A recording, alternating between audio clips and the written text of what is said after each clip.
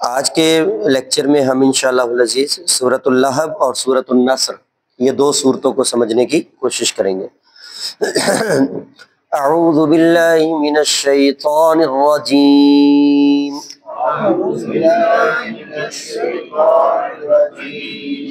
طا کو موٹا بھی کریں گے، لمبا بھی کریں گے۔ اعوذ باللہ من الشیطان الرجیم۔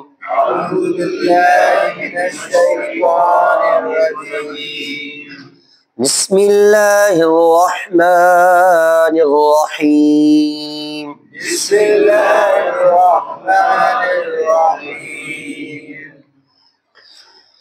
تبت یدا ابی لہب وتب۔ تبت یدا ابی لہب وتب۔ تبت با کے اوپر شد ہے، سختی سے پڑھیں گے۔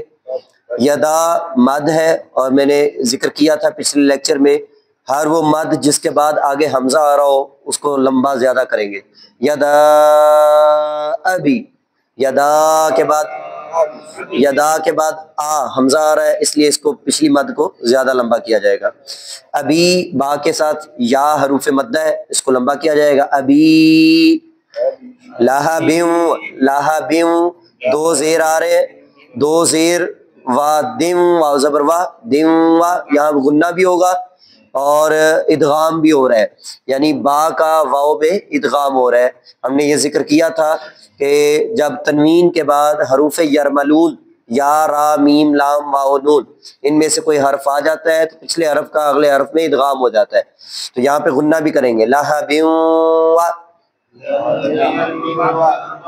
آگے تب، یہ با جو ہے یہ با کے اوپر زبر ہے، لیکن جب وقف کریں گے تو ہم نے یہ پڑھا تھا کہ جب وقف کرنا ہے تو وہاں پہ ٹھہرنا ہے، اور ٹھہرتے ہوئے اصول یہ ہے کہ آخری حرف کی حرکت کو ختم کر دینا ہوتا ہے۔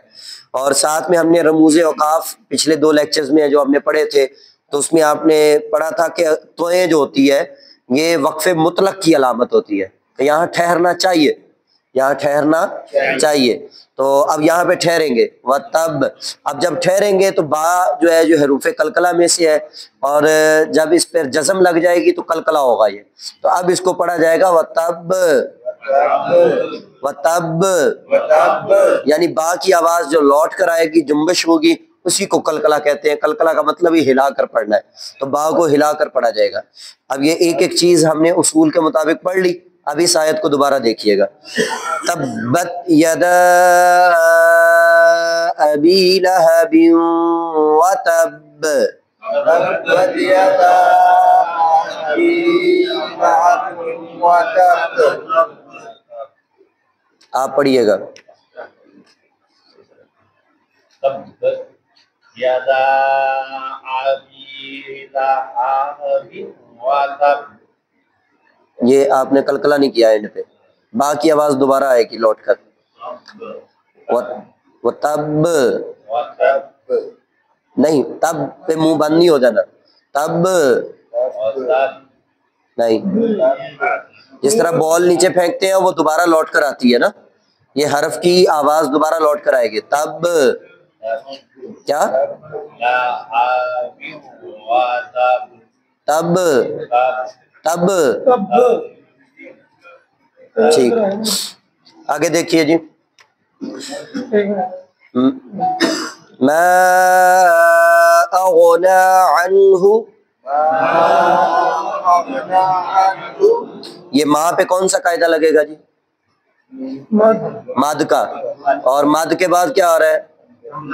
حمزہ آ رہا ہے، تو اس مد کو زیادہ لمبا کریں گے۔ اغنا غین پہ کون سا قاعدہ لگ رہا ہے؟ حروف مستعلیہ، موٹے حروف کا، غین جو ہے یہ موٹے حروف میں سے ہے، اس کو موٹا کر کے پڑھیں گے تو پڑھیں گے او، کیا پڑھیں گے؟ اور نا کے اوپر کون سا قاعدہ لگ رہا ہے؟ کھڑی زبر کا، کہ اس کو دو الف کے برابر لمبا کریں گے، ایک الف سے دو الف۔ اغنا کیا پڑھیں گے؟ انہو، یہ نون ساکن ہے اور اس کے بعد کیا آ رہا ہے؟ حروف ہلکی۔ نون ساکن ہو اور اس کے بعد حروف ہلکی آ جائے تو وہاں اظہار ہوتا ہے، اس لیے یہاں غنہ نہیں کریں گے بلکہ نون کو ظاہر کر کے پڑھیں گے انہو مالہ، میم کے ساتھ حروف مدہ الف اور ہا کے اوپر الٹا پیش کھڑی حرکات میں سے، مالہ وما کسب کسب ما اغنى عنه ماله وما كسب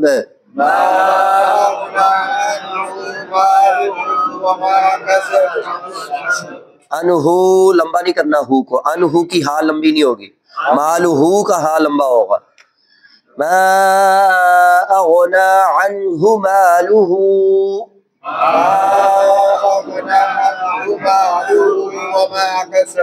وما كسب سيصلى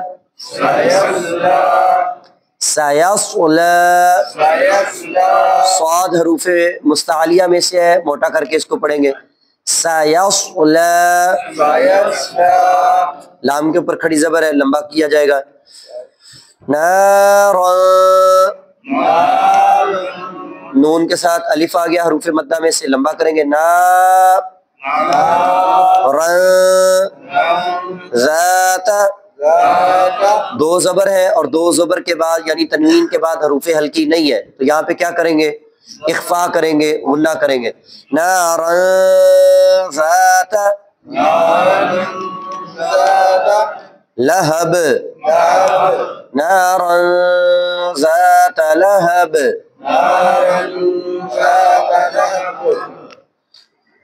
عثمان صاحب کو بلا لائے، ان کو بھی بٹھائے۔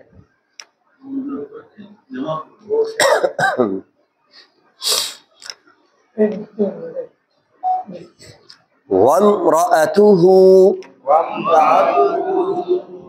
اب اس کو دو طریقے سے پڑھ سکتے ہیں، ایک ہے کہ وَامْرَأَتُهُ حَمَّالَةَ الْحَطَبِ پڑھیں تو اس طرح سے پڑھا جائے گا وَامْرَأَتُهُ، اور اگر یہاں پہ رکتے ہیں چونکہ توئیں ہے وقف مطلق کی علامت ہے تو پھر پیچھے والی کو اس کے ساتھ ملائیں گے۔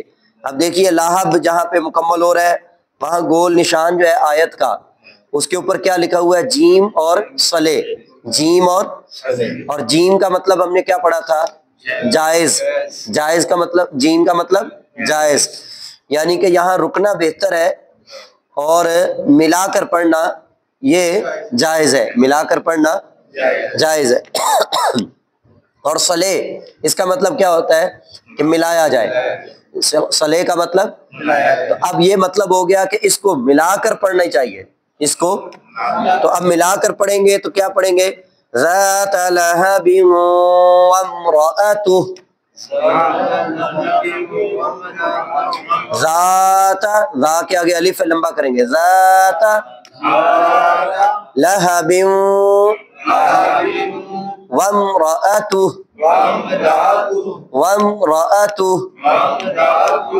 حمالة الحطب، ہم میم کے اوپر شد ہے تو ہم نے قاعدہ پڑھا ہے کہ نون اور میم پر جب شد ہوتی ہے تو غنہ کرتے ہیں، الف آ گیا ساتھ، غنہ بھی کریں گے اور لمبا بھی کریں گے، لتل حطب، تو جو ہے یہ حروف مستعلیہ میں سے ہے تو اس کو موٹا کریں گے، حطب، آگے با قلقلہ میں سے ہے، ہم یہاں پہ رک رہے ہیں، وقف کر رہے ہیں تو حالت جزم میں آ جائے گا، اور جب حروف قلقلہ میں سے کسی حرف پر جزم آتی ہے تو وہاں قلقلہ کیا جاتا ہے، حطب، فی جیدہا، فا کو لمبا کیوں کیا؟ یا حروف مدہ ہے، جیم کو لمبا کیوں کیا؟ یا حروف مدہ ہے، الف کو لمبا، ہا کو لمبا کیوں کیا؟ الف حروف مدہ ہے، فی جیدہا حبل، یہاں پہ با قلقلہ ہے، حبل، دو پیش کے بعد میم آ رہی ہے اور میم کے اوپر شد ہے، غنہ کریں گے، اخفا غنہ ہوگا میم کے اوپر جب شد آ رہی ہے تو، اور ساتھ ساتھ یہاں پہ ادغام کا قاعدہ بھی لگ رہا ہے کہ تنوین کے بعد میم حروف یرملون میں سے آ رہی ہے تو ادغام ہو رہا ہے. حبل من مسد. یہاں پہ نون کا میم میں ادغام ہو گیا، اس لیے میم زیر میم مم پڑا گیا، نون ختم ہو گیا. مم مسد. یعنی اگر آپ حروف قلقلہ کی پریکٹس کرنا چاہیں تو اس کے لیے یہ بہترین صورت ہے کہ اس کی ہر آیت حروف قلقلہ میں سے کسی حرف پر مکمل ہو رہی ہے. پچھلی جو 4 آیات تھی یہ با پر مکمل ہو رہی ہے، آخری آیت دا پر مکمل ہو رہی ہے. اب اس کے ترجمے کی طرف آئیے. تبت، ترجمہ اس کا اب ہم دیکھتے ہیں. تبت ٹوٹ جائے، تبت یدا دونوں ہاتھ، یدا دونوں ہاتھ، ابی لہب ابو لہب کے. ٹھیک ہے، یہ عرب زبان کے اندر جو ہے یہ ابو جہل ابو لہب ان کے لیے ابی کا لفظ استعمال کیا جاتا ہے. تو ابی لہب ابو لہب کے. وَتَبْ اور برباد ہو جائے، ہلاک ہو جائے وہ. وَتَبْ اور وہ ہلاک ہو جائے.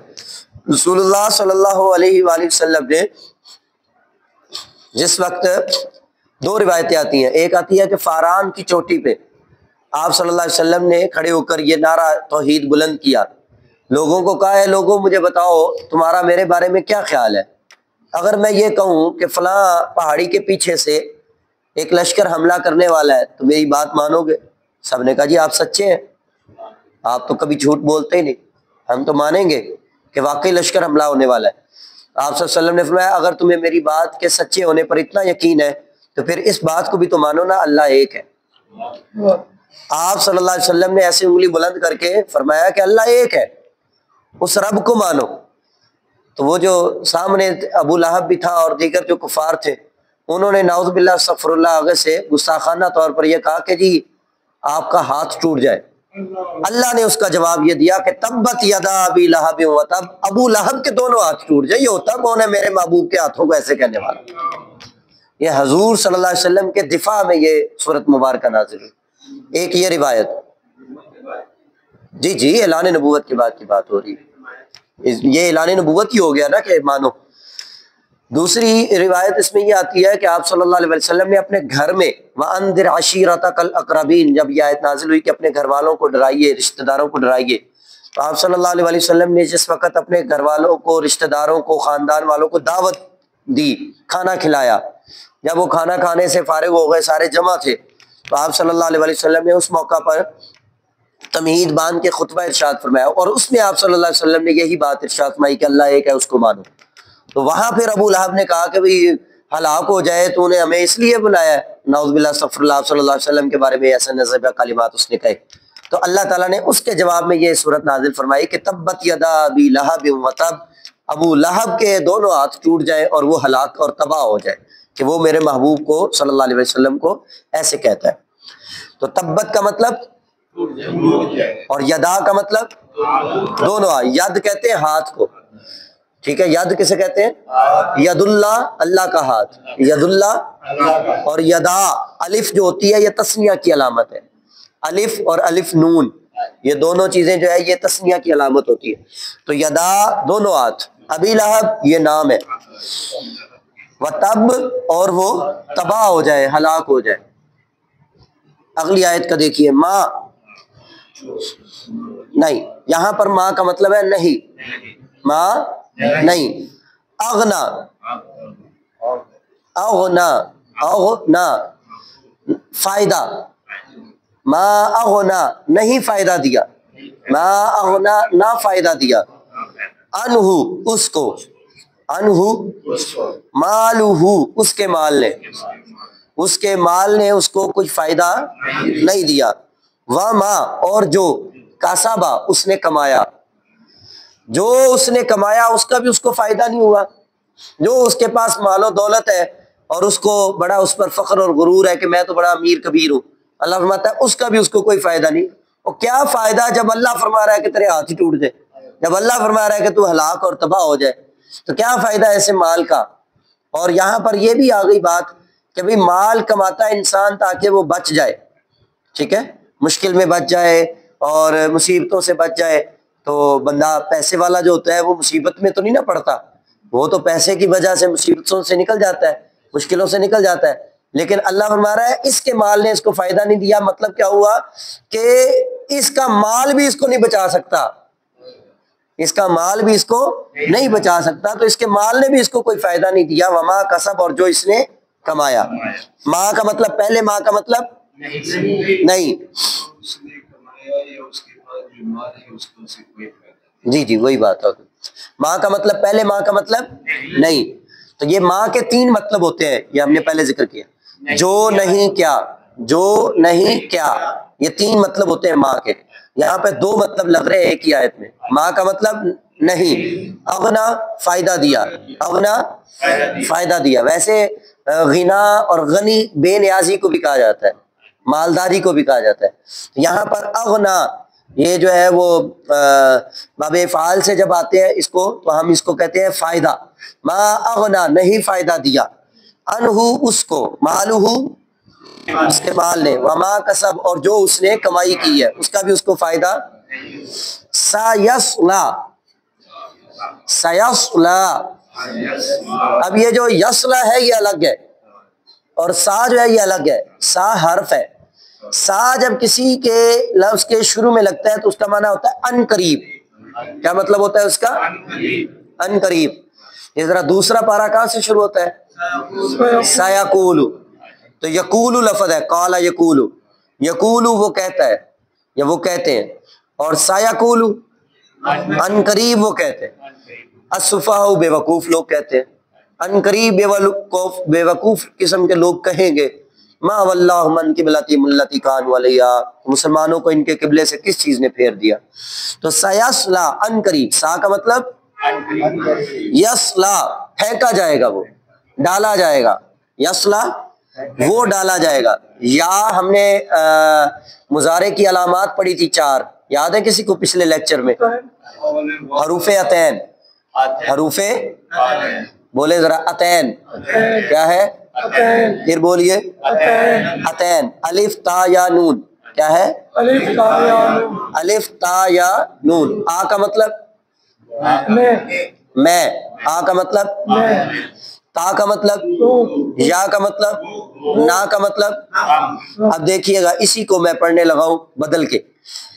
سأصلا ان قریب میں ڈالا جاؤں گا, اور ستصلا ان قریب تم ڈالے جاؤ گے.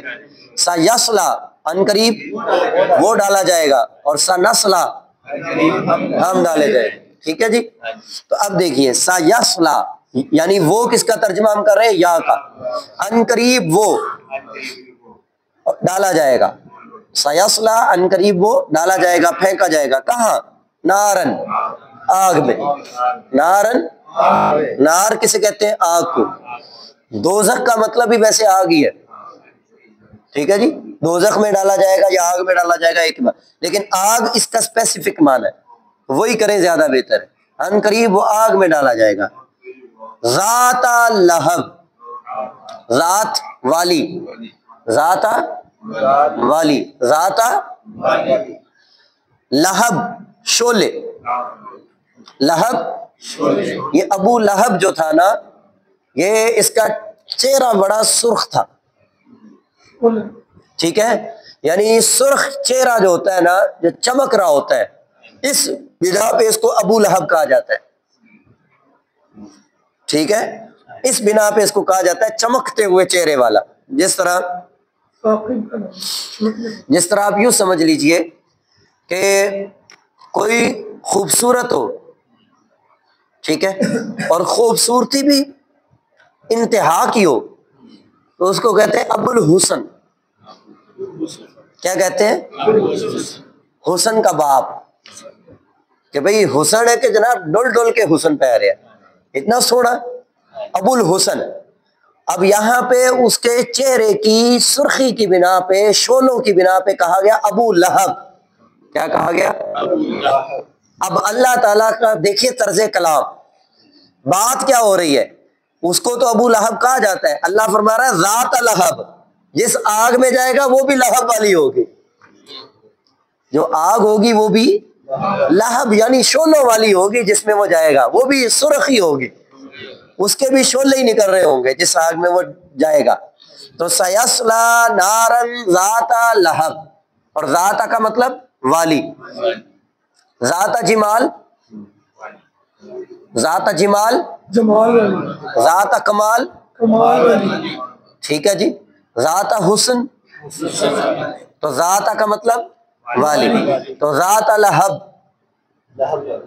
شولوں والی، کیا آگ، پیچھے جس کا ذکر ہوا ہے، سیصلا نارن ذات لہب، ان قریب وہ ڈالا جائے گا آگ میں جو کہ شولوں والی ہوگی،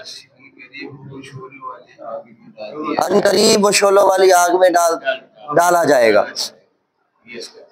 وامرأتہ، امرأہ بیوی کو کہتے ہیں۔ ویسے قرآن مجید میں مختلف الفاظ استعمال ہوئے، اس پہ ہم نے مجھے یاد پڑا پچھلے سال بھی بات کی تھی، تو ہم انشاءاللہ اس پہ پھر بات کریں گے۔ امرأہ کا لفظ، نساء کا لفظ، زوج کا لفظ، یہ اللہ تعالیٰ نے قرآن مجید میں بیان فرمایا۔ بیوی کہتے ہیں سب کوئی، لیکن کچھ بیویاں ہوتی ہیں جن سے بنتی ہے، کچھ بیویاں ہوتی ہیں جن سے بنتی نہیں ہے، اس بنا پر قرآن مجید میں الفاظ بھی مختلف ہے۔ آپ دیکھیے وہ آتا ہے قالت امرأۃ، کیا ہے الفاظ؟ ہاں، قالت امرأۃ عمران ربی انی نذرت لک ما فی بطنی، لفظ استعمال ہوا نا جی۔ اچھا جی، چونکہ وہاں بنتی ہے نا، اور یہاں بھی ابو لہب اور بیوی کی بن رہی ہے، تو امرأ کا لفظ استعمال ہو گیا۔ ہاں، یا نساء النبی لستن کاحد من النساء، اب وہاں پر نساء کا لفظ آ گیا۔ پھر ایک اور مقام پر آتا ہے اس کا لفظ،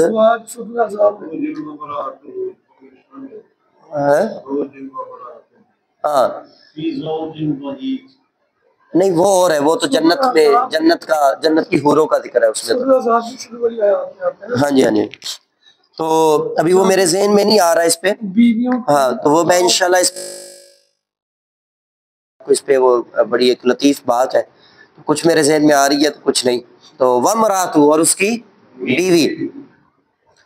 اچھا، اس کی بیوی کا کیا رول تھا؟ ام جمیل اس کا نام تھا، ام جمیل، جمیل کسے کہتے ہیں؟ اور ام جمیل خوبصورتوں کی ماں، ادھر سے وہ سونا اور ادھر سے بیوی سوڑی، اور دونوں کا حسن دوزخ میں گیا۔ وامرأتہ، اور اس کی بیوی، حمالۃ الحطب، حمالۃ، یہ حمالہ لفظ ہے اصل میں، حمالہ اگر اس کو ہم وقف کرتے ہیں نا تو حمالہ، بولتا تائے تانیث مؤنث کے علام، ہاں جی ہاں جی۔ اچھا، حمل کسے کہتے ہیں؟ اٹھانا، بوجھ، حمل کو حاملہ، اٹھانے والی، ٹھیک ہے۔ تو یہ حاملہ، حمالہ، حمالہ زیادہ اٹھانے والی جو ہے نا، کیا؟ الحطب، لکڑیوں کا گٹھا، لکڑیوں کا گٹھا، حطب، یہ حدیث میں بھی لفظ آتا ہے، ان الحسد یأکل الحسنات کما تأکل النار الحطب، بے شک حسد نیکیوں کو ایسے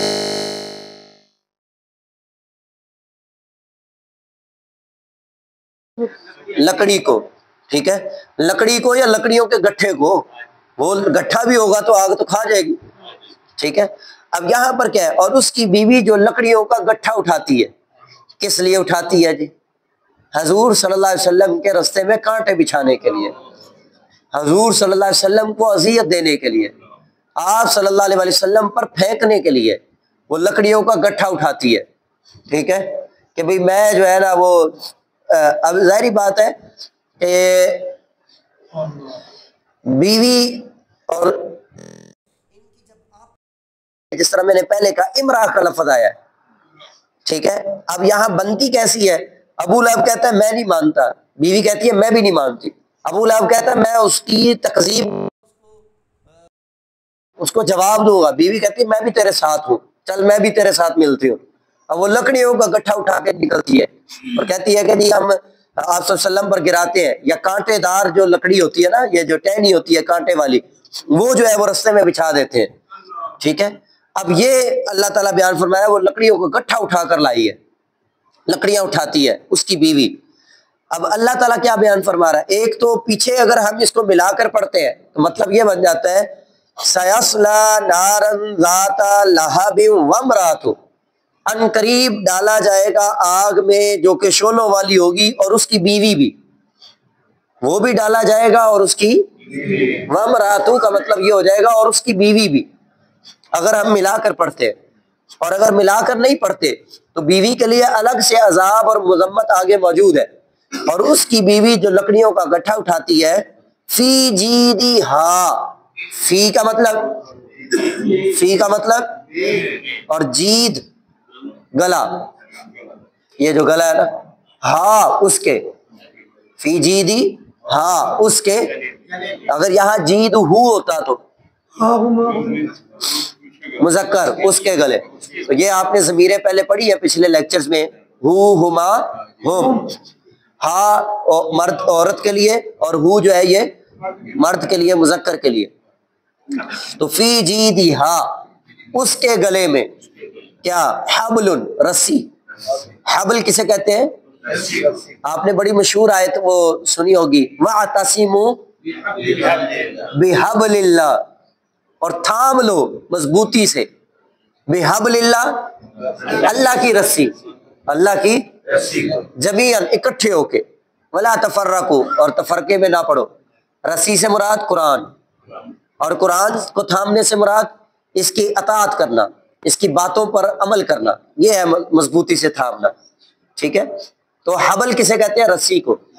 تو فی جیدہا حبل، اس کے گلے میں کیا ہے؟ رسی، من مسد، کس کی؟ بونج کی۔ وہ کیا ہوتا ہے؟ ایک منٹ، بونج لفظ بول رہے ہیں، یہ بونج کیا ہوتا ہے؟ مونج، مونج کیا ہوتا ہے؟ ہاں وہی مراد ہے، وہی مراد ہے۔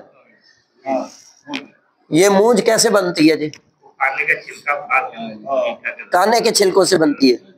اچھا مجھے ذرا یہ ایک منٹ ہم سمجھ رہے ہیں نا، کھجور کے جو پتے ہوتے ہیں کھجور کے درخت کے، وہ جب سوکھ جائیں اس کی رسی نہیں بنتی، وہ مراد ہے یہاں، ٹھیک ہے، یہ مراد ہے۔ اس لیے میں نے یہ آپ کی وضاحت کر دی ہے کہ بعض ترجموں کے اندر یہ لکھا ہوتا ہے کھجور کی رسی، تو تاکہ آپ کو مسئلہ کلیئر ہو جائے۔ میرے علم میں اضافہ ہو گیا مونج کا، اور آپ کے علم میں اضافہ ہو گیا کھجور کا، چھال کی رسی۔ اب وہ کیا ہے؟ لکڑیوں کا گٹھا جو اس نے باندھا ہوا ہے نا اس رسی کے ساتھ، وہی رسی اس کے گلے میں پھنس گئی اور اس کی موت کا سبب بنی۔ جی عرب میں کھجور، تو وہ رسی اس کے گلے میں پھنس گئی اور اس کی وجہ سے وہ گری اور موت واقع ہو گئی۔ تو اللہ نے فرمایا ہلاکت ہو اس کے لیے بھی جو لکڑیوں کا گٹھا اٹھاتی ہے، اور مرنا تھا تو محبوب کے قدموں میں آ کے ایمان لا کے مر جاتی۔ حضور صلی اللہ علیہ وسلم کی دشمنی اور گستاخی میں مر رہی ہے، اور ایسی گستاخی کہ اللہ تعالیٰ اس کی مذمت میں قرآن آیات نازل فرما رہا ہے۔ اب آپ یہ دیکھیے کہ ابو لہب کی بیوی ہے اور قرآنی مذمت ہے، ادھر فرعون کی بیوی ہے اور قرآن کے اندر اس کے بارے میں بشارت موجود ہے۔ تو پتہ کیا چلا کہ اگر ایمان ہے تو اللہ کی نظر میں بندے کا مقام بلند ہے، ایمان نہیں ہے تو پھر جو ہے وہ اللہ کی طرف سے وعید بھی موجود ہے۔ اور اس میں اگلی بات، کوئی عورت یہ نہ سمجھے کہ قرآن کے جملہ احکامات کا تعلق مردوں کے ساتھ ہے، نہیں، قرآن کے احکامات عورتوں کے ساتھ بھی ہے۔ عورت بھی حجب کرے گی، حضور کی شان میں گستاخی کرے گی، اللہ اس کو بھی نہیں چھوڑے گا کہ یہ تو عورت ذات ہے چلو چھوڑ دو، نہیں، اللہ فرماتا فی جیدہا حبل من مسد، اس کے گلے میں رسی ہو وہی کھجور کی۔ ٹھیک ہو گیا جی، سمجھ آ گئی، مکمل تفسیر بھی ہو گئی، لفظی ترجمہ جی، کیونکہ وہ پکی ہوتی ہے نا، ہل نہیں سکتا بندہ۔ اس نے یہ سوچا تھا یہ لکڑیاں نہیں ہلیں گی اور گٹھا میں پورا حضور پر پھینکوں گی، اور وہی رسی پکی جو لے کر آئی تھی وہی حضور صلی اللہ علیہ وسلم کو نعوذ باللہ تکلیف دینے کے لیے وہی اس کے جان کا وبال بن گئی۔ سر سے گری ہوگی نا، اور رسی ایسے نیچے گری ہوگی، بہت اس کے اوپر۔ جی بالکل بالکل ایسا ہی ہے، پیچھے کی طرف یعنی گٹھا گیا اور وہ رسی جو ہے وہ سبب بنائے تو مچھر سے بندے کو مار دے۔ ہاں جی مچھر سے مار دیں. انسان تو مچھر کا مقابلہ نہیں کر سکتا. مچھر کیا یہ آپ یہ جو ذرات ہوتے ہیں جس کو ایٹم کا نام دیتی ہے سائنس, آپ اس کا مقابلہ نہیں کر سکتے. ایک ذرہ اگر دوران آپریشن کہیں رہ جائے کیا کر سکتے ہیں آپ؟ سارا سسٹم خراب ہو جائے گا. یہ پتھری اور باقی ساری چیزیں یہی تو چیزیں ہیں. وہ کیا ہے؟ ذرہ ہی ہوتا ہے نا, ایک چھوٹا سا ذرہ ہوتا ہے. پیشاب کی نالی میں آ جائے ذرہ تو بندہ کی جان پہ بن جاتی ہے. آپ پیشاب کی نالی یہ آنکھ میں آ جائے تو کیا بنتا ہے؟ آنکھ رڑکتی رہتی ہے, چین نہیں آتا کہ یار آنکھ میں کچھ پڑ گیا ہے. وہ کیا پڑا ہے؟ اتنا سا پڑا ہے نا. تو اللہ تعالیٰ چاہے تو کچھ بھی کر دے. میرا خیال ہے آج یہ سورہ اللہ پہ ہمارا ٹائم لگ گیا, تو سورۃ النصر کو پھر ہم کل انشاءاللہ کریں گے. یہ جو اعتکاف والے باقیوں کو جا کے بتائیں کہ فائدہ ہے یا نہیں ہے. فائدہ ہے نا جی. ہاں جی, تو یہ باقیوں کو بھی بتائیں تاکہ باقی بھی شوق رکھیں, کیونکہ باقی یہ تو یار صاحب گواہ نے یہ پھر پورا سال ویخ دینے.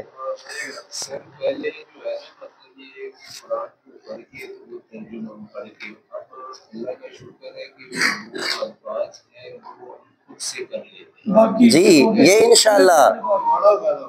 انشاءاللہ یہ آپ کر لیں گے تو آپ کو خود آ جائے گا کرنا. 90% یہی الفاظ ٹھیک ہے. پہلے یوں سمجھے ہم لکیر کے اور آپ کو میں نے ترجمہ بھی دے دیا, وہاں سے آپ سمجھتے جائیں انشاءاللہ. بس ٹھیک ہو گیا جی. اللهم صل على سيدنا محمد وعلى ال سيدنا مولانا محمد وبارك وسلم. ربنا آتنا في الدنيا حسنة وفي الآخرة حسنة وقنا عذاب النار. یا الہ العالمین, اس فہم قرآن کورس میں تیری رضا کے لیے شرکت کرنا اپنی بارگاہ میں قبول فرما. سب کے لیے آسانیاں پیدا فرما. علم کے نور سے سب کے سینوں کو قبروں کو منور فرما. یا الہ العالمین, اس قرآن سے محبت کو ہم سب کے لیے بخشش اور نجات کا ذریعہ بنا. ربنا تقبل منا انک انت السمیع العلیم. وصلی اللہ تعالی علی خیر خلقہ محمد وآلہ واصحابہ اجمعین برحمتک یا ارحم.